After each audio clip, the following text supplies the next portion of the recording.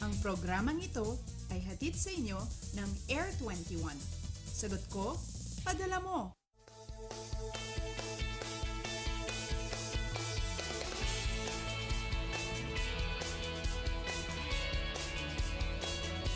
Good morning, Luzon, Visayas at Mindanao. Panibagong araw, panibagong pag-asa. Gising at bangon na po, huwag kakalimutan kumain ng almusal, magdasal para magpasalamat at syempre, maging handa po tayo sa lahat ng mga gawain natin sa mga susunod na oras. Naku, malaking factor dyan ang pagiging updated natin, hindi lamang sa lagay ng ating panahon, kundi pati na rin sa iba't iba pang mga pangyayari dito sa ating bansa.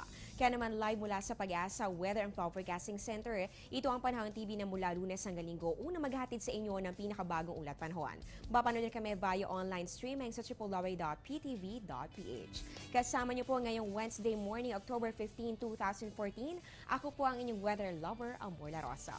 At mga kababayan, dahil nga po maaga pa, alamin na po natin anong oras kaya sisikat si Haring Araw.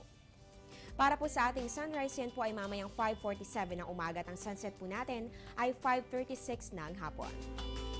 Para naman sa ating moonrise, yan po ay mamayang 10:37 p.m. at ang moonset po natin ay 11:40 ng umaga. At eto naman para sa ating face of the moon, tuloy-tuloy pa rin po ang pagpapakita ng last quarter moon ngayong araw, October 15, 2014.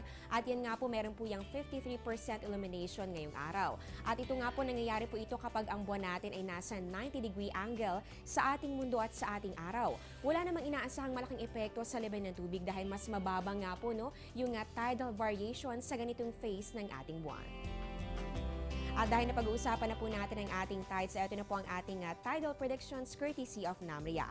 Ang high tide po natin ay 1:39 po na madaling araw, yan po ay 0.99 meters at ang low tide naman ay aabot ng 0.05 meters, yan po ay mamayang 10:32 ng umaga. Magbabalik pa po ang Panahon TV pagkatapos ng ilang mga paalala.